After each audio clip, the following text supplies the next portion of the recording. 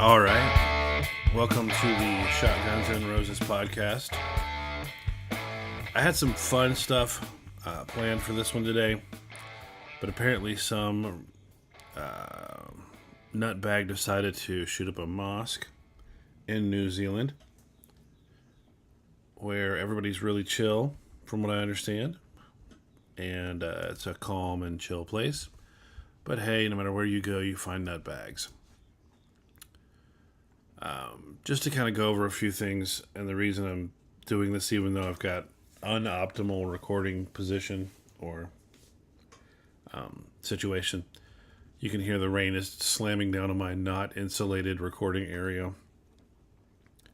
So it pretty much is going to sound like some kind of noise in the background.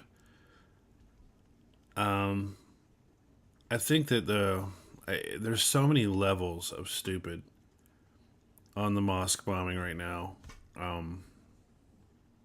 The sheer comedy I have to address this particular one makes you want to just punch people in the throat and walk off. The evil media. We're not even going to call them the left wing or the mainstream or the media elite anymore. We're just going to call them the evil media because they're just such jackasses. So this dickhead put out a manifesto. He's a rambling nutbag. There's nothing of importance, but if you read it, you know that he wasn't making any sense. There's everything from that he didn't know if he was a Christian yet. I don't think you are. He didn't like conservatism, although that's the way that everyone's trying to play it on the evil media sites, which is absolute horseshit.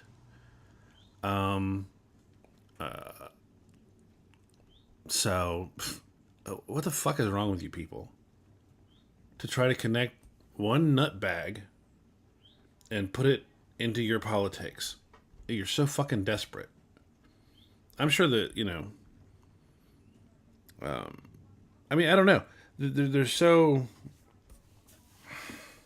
hell-bent on stupid to see everything through their particular political lens that I don't know how they can actually live with themselves. If someone accidentally leaves a piece of ham on a sandwich, it's got to be racism. It can't just be an idiot.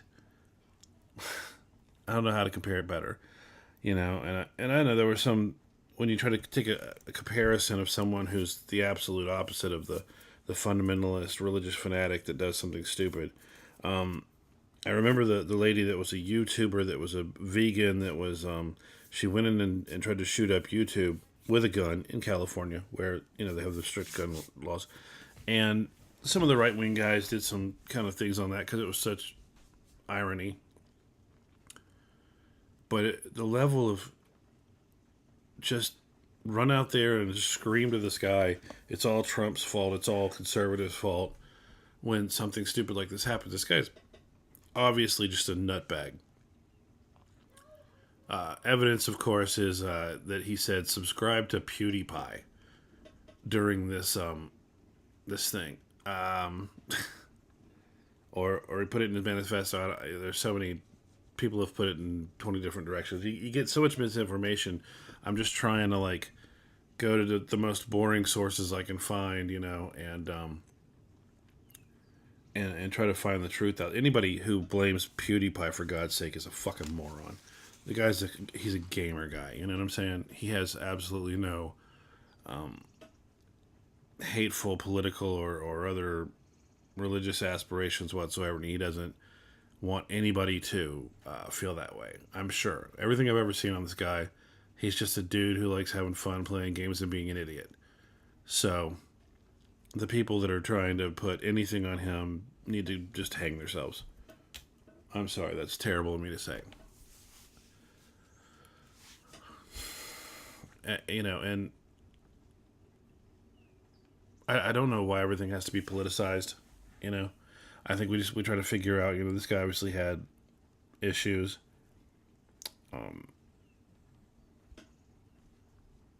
and you look at all the different things that are out there right now, and you just kind of you try to grab it and figure out what the hell to do with it. The strangest thing, you talk not to politicize it or to. I think when you get frustrated with situations like this, I heard Geraldo Rivera on something this morning, who's not a conservative, even though people think he is because he's on Fox, but he hasn't changed his mind on stuff. I think he just has occasionally some common sense comes out there, and I think that he lamented, that's the way to put it, that the police in New Zealand don't really care guns. It's kind of like in England where they have to call in like the gun squad. And then he also said that any kind of gathering of this size with this many people should have someone there, with a gun to protect them. And that's a horribly sad statement. We've had church shootings here, synagogue shootings, mosque bombings. It's ridiculous. Nutbags are nutbags, and it's really sad that you have to protect your house of worship because of that. And it's all just the devil. It's not, there's not a specific devil that does each thing. If you're thinking of going out and shooting up any kind of house of worship, any kind whatsoever, and attacking people when they're at their most vulnerable, then you're going to hell. I don't really give a shit who you think you are, how important you think you are. If you think that your God's telling you to do it, no, you're going to hell. Have a nice, crispy ever after. I think killing women and children in a place of prayer or house of worship is completely disgusting. And I think that the politicians who run out and start screaming at the NRA for God's sake about this kind of crap, shut up. Just there's absolutely nothing the NRA can do about this situation for some fundamentalist nutbag or whatever. He might just be just a straight nutbag. I don't even think he had like an ideology that he was going for, or he was just a nutbag. Plain and simple. So for the people that are anti-gun that start freaking out and saying something about the NRA, it's just ridiculous. It's like saying that all DUIs are caused because Ford is complicit. I could find 20 different examples. I could go back to, okay, well, Cory Booker's a vegan. Well, that lady that shot up YouTube was a vegan. So you're obviously going to kill people if you get elected president. It's a stupid, argument. So, I'll go with that, though, because I don't think veganism is a good idea. So, obviously, you're going to shoot up a bunch of people and kill them. Right? 1 + 1 = 5, right? So, and of course, AOC chimed in, and she was one of the people that blamed the NRA, I think. So, as usual, just keep being the gift that keeps on giving. That's enough coverage on that asshole. We'll touch on a couple funny things real quick. I think I just heard my dog snoring in the background. The mic is really sensitive. So, on to the funny stuff. The Democrats, especially Nancy Pelosi, would like 16-year-olds to be able to vote. That is so desperate. When you literally are out there trying to include people that are in the country illegally and 16-year-old children to vote for your party, that means that you've lost your grip on reality. You can't get votes legally, correctly. I mean, everybody jokes that dead people vote for Democrats. There's been a bit of proof of that and other things like that. I'm not going to go conspiracy theory tinfoil hat on you right now, but I can tell you for sure that that this is a ploy to get young, emotional kids to get in there and vote. And I hate to tell you, I'd love to say something like it'll probably bite them in the ass because there's probably as many conservative kids out there as liberal kids, and they end up losing to bigger margins. I don't know. What I do know is there's scientific proof, and I've seen a few different things. I got one right here on NPR. I figured that was the least biased thing I could find. I mean, a lot of people actually think that it is very left leaning, and I've seen some things that maybe, but hey, that's fine. On this particular one, brain maturity extends well beyond teen years. Emerging science about brain development suggests that most people don't reach full maturity until age 25. I've heard 22, 23. Um,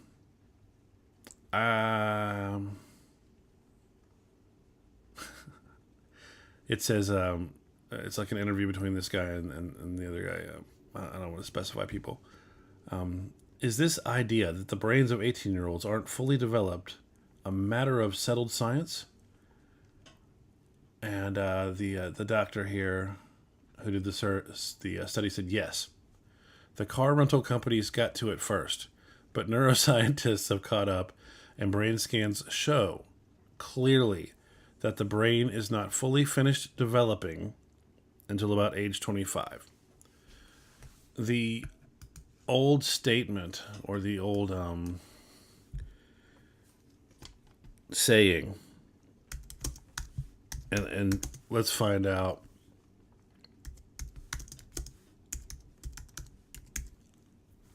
Aha, here we go. And quote investigator.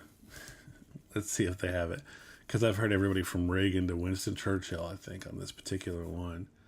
If you're not a socialist before you're 25, you have no heart. If you are a socialist after 25, you have no head. It also goes to, if you aren't a liberal when you're young, you have no heart. But if you aren't a middle-aged conservative, you have no head. It's just the truth. I mean, years and years of observation and now science have proven that people that are under 25 aren't thinking straight. I remember being under 25 and being a complete and utter moron and just believing I could fly. I mean, that's why, the best part of my skating, I used to be a skateboarder, was before I was 25. After that, you realize you're going to break your damn hip or something. You're like, oh, wow, that's going to hurt like hell. And I'm going to break it, and it's going to suck, and it's going to be, for the rest of days, it'll ache when it rains and stuff like that.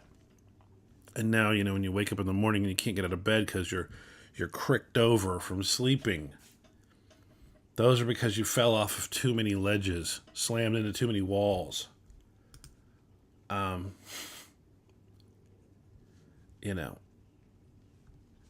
So just to touch on what I'm saying is, the Democrats are ridiculous and sad and pathetic right now when it comes to this situation. I'm trying to be helpful to you guys, to the Democrat Party. Please stop trying to go far left. The country's not far left and far right. It's mostly middle. And I say these things out of honesty because I want there to be opposition parties that can actually hold the other party to the fire. But you guys are just jumping off a cliff. Did a little adjustment there. Hopefully that makes it sound less horrible. So that's all we have to say about that. It's just ridiculous. I mean, seriously, a 16-year-old should be able to vote is complete and utter hilarity. So we'll also talk about, what do we think about the fact that the North Korea stuff is stalling and kind of almost going backwards at this point. They had the new Secretary of State, Pompeo, on this morning. And, he's more positive than I'm feeling from anybody else. but it still seems like we need to maybe. It's been too long since Trump was being a complete utter dickhead to Kim Jong Un, and I think that's necessary in this particular situation because the little rocket man seems to only understand force, and I could be wrong. It's very obvious I could be wrong because I get a lot of things wrong. Hopefully, maybe he's just taking a 5 second break and then trying to get more, and that's how he does it by doing stupid things. But yeah, you can't really let that one simmer for too long because he's his whole family are crazy maniacs, and you can't give them an inch or they'll take it a mile. So it is good that he went away. That Trump left the last talks they had, a month ago, but they need to step something up now or it's going to get out of hand. Same thing with, I'm being negative on both sides today, everybody. I'm just not fun at all.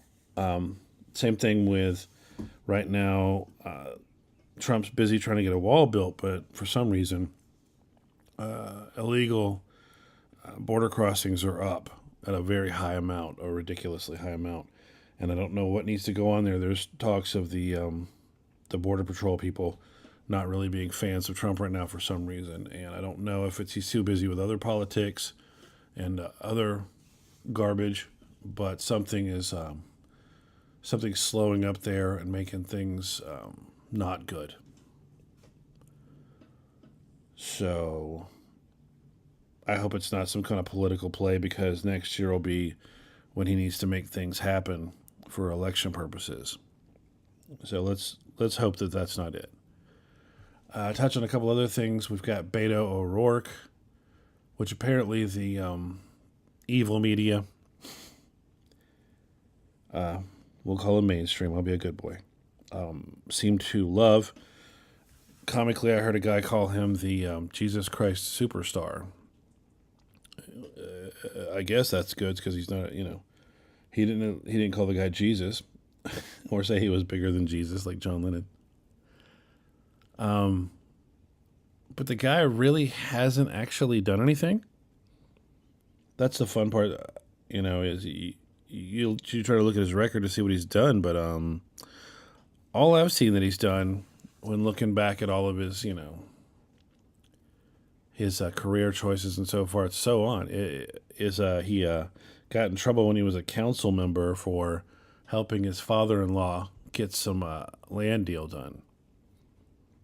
And a few other touches like that, plus some kind of funny things with the way, and I think he pulled it off legally with his campaign contributions going to a company that his wife worked for, and she got to take $500,000 out for the deal or something like that. As for doing anything when he was in the state house or whatever, I haven't actually seen any accomplishments, negative or positive. So he just kind of wanders around looking cool, riding skateboards and talking about how he, was in a punk band. I would really love to talk to the guy and see what his top 3 punk bands are. I bet it's like, I'm not going to name bands. That'll probably alienate a few of you because some people find my opinions about, music's a very personal thing. I'll give you my top kind of punk bands, Misfits, always there. Black Flag, although some people think they're more hardcore. Same thing with Bad Brains, who are also in the top there. And big props to probably the last punk band, which was The Refused when they did The Shape of Punk to Come. But, I can't even, the newest album when they reformed, you can't even hear it. You hear it and you go, yeah, those are songs, but it's not the same energy. Punk is all about energy. As soon as you lose that energy, I think that Rage Against the Machine, their first 2 albums were very punk because the energy was awesome, and Zach De La Rocha, had ridiculous energy. Suicidal Tendencies' first album, had just punky shithead kid energy. It was great. But I'd love to ask Beto who his favorite 3 are. It's probably I don't know. I'd have to hear. I'm sure it'll be. Well, I like the Clash, and I like the Clash are just a rock band with funny haircuts, guys.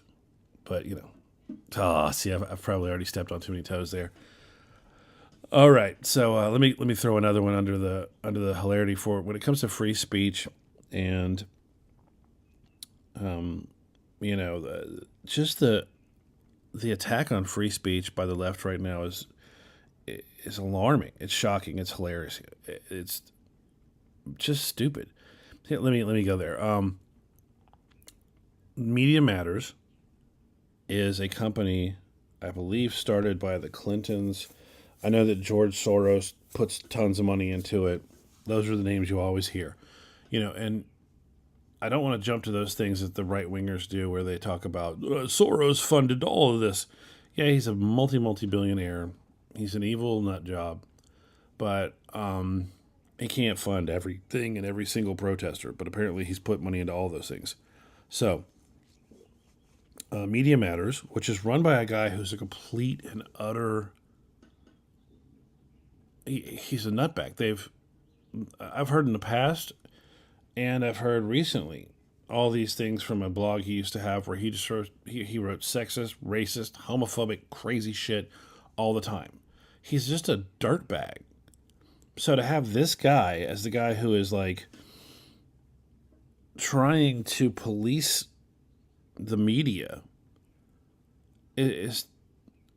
it really it's anyone who takes Media Matters seriously, and then they hear that stuff, and you can read his writings and hear his words. It's not like they're making it up. Whereas Media Matters has been caught splicing together stuff, like on Alex Jones, and making it sound like he said stuff. But the Media Matters stuff, you can take the unedited, full clip stuff, the full article stuff on this guy, and and you can look right at it. You don't have to take my word for it, because the guy's a nutbag. And so right now they're attacking Tucker Carlson for some junk he said on Bubba the Love Sponge. I don't. And here's a funny thing: everywhere I've heard the story, people can't seem to remember the guy's name is Bubba the Love Sponge. Bubba Gump or whatever his name is. Don't act like you've never heard of Bubba the Love Sponge. Are they afraid of, admitting they know that? So the guy's name, by the way, is Angelo Carasone. And, I mean, I've heard all kinds of jacked up things about this guy, I mean, he's talking about the Jews. He's talking about, Bangladeshi people. And I've heard stuff in the past too, where he said like really jacked up sexist comments about women. I can't find that right this second. I'm not as prepared as I should have been. I'll get better, people. I promise. But the really funny thing now is, since he started attacking Tucker Carlson, Tucker Carlson is now leading the cable ratings. He's beating out Hannity and Maddow, because Hannity and Maddow like fight it out, because they're far left, far right, boom, boom, boom. They fight it out. So thanks, Media Matters. You're making the guy that's kind of a little closer to the middle, more closer to a traditional liberal, in the sense of the word, not what liberals are now. But you're making him more popular. Good job. It's like when when everyone got butthurt about Chick-fil-A's president saying he didn't like gay marriage, or he believed marriage between a man and a woman, and that's they're Christians. That's their religion. You don't firebomb a mosque because Muslims don't like homosexuals either. I mean, they don't like them. Christians love all people and just don't believe that gay people should get married. That's their thing. I'm not sticking up for it. I'm just stating facts. That's what I try to do. But so when the left went really hard against Chick-fil-A, I literally remember, everyone on, all my social platforms was like, I'm going to go get a sandwich right now. And for like a week straight, man, you would drive by the Chick-fil-A right over here around the corner from my house, and there'd be a line out the damn door. And every Chick-fil-A that I know of since that time has gone from having one or two, the two drive-through thing, to like 2 to 3 drive-through things. Literally, they're building complexes just to get people the Chick-fil-A faster and more of it ever since then. So apparently, if the left decides they want to attack Tucker Carlson and Chick-fil-A, then all they're going to do is, probably have like Tucker Carlson viewing parties at Chick-fil-A restaurants from now on. And it'll be the busiest night of the week or the busiest, time of the day. So go right ahead. Good job. When you do stupid things like that, it makes people just want to shove it in your face. When you talk crap about Trump all the time, it makes them want to support him more. When you lie and you get busted doing it, Jussie Smollett, it makes people want to never believe anything the left says, and it emboldens their stance behind, Trump. And when you act like complete and utter children and attack children and women and the elderly wearing red Make America Great Again hats, you just give him more votes. You understand that, right? You get yourself put in jail or deported. The case of the lady in the bar knocked the guy's hat off. The cops saw it. Boom. Oh, you're illegal? Oh, cool. We're going to deport you for attacking that guy. And at the same time, not only is she going to get deported, arrested, but she also probably bought a couple thousand extra votes for Trump. Just trying to help you out, because I don't want any political party to get more power. And if you guys end up with 40% of the vote in the next presidential election, if the Democrats if it's like 60 to 40 blowout, or like 55 to 40 something, and the Green Party and the Libertarians and the third party guy take 5%, you guys are done.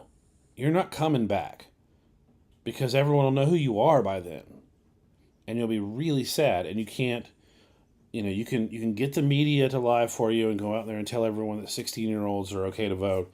And I mean, hell, you could go out there and try to get 12-year-olds to vote. Even the 12-year-olds are starting to catch on to your game. I mean, it's that sad. So stop. Hang on. Now, I know that some of you guys think that Beto is closer to the middle, and he's even said that he's a capitalist, which is funny, because that's literally, I've seen like tons of Democrats who will not admit to being capitalists, and they say all this pre-planned rhetoric about how, well, I don't like labels. Dude, you don't like labels? Shut up. You're a Democrat. Boom, label. Okay? So pick what you are and be it. If you want to be a socialist, great. Go right ahead. Jump in that river. What I'm trying to say is, but if you actually expect the Democrat Party to not fall off a cliff and to not have any relevance in 10 years, just keep doing what you're doing. Even the Democrat Party understands right now that the far left is too much, because they've already started talking about doing primaries against the new three, the fresh, the so fresh. But how does Shapiro say it? So much fresh, so much face. AOC, Omar, and Rashida Tlaib, because they're too far left. And they're causing news stories on the daily, and they look like idiots on the daily. I mean, they get out there, and they have these. You see them questioning people, like AOC questioning the guy from Wells Fargo. So do you still put children in cages? Dude looked at her like, what the fuck? They're a bank. If a bank finances your car and you drive your car into a crowd of people, the bank does not support you killing people with your car. The bank is a bank. That's it. They loan people money, and they loan them money on the basis of whether or not they can pay it back. Stop trying to find a political point in everything. Wells Fargo has done a lot of stupid crap. They've messed up their people's information. They were overcharging people. They've got controversies. Don't tie them to putting kids in cages. By the way, that's an Obama policy. And I know that I think, Omar was talking shit about Obama. And then she's like, oh, that's not what I said when everyone called her out on it. And then she's like, listen to the audio. And they did. They went, yeah, no, that's what you said.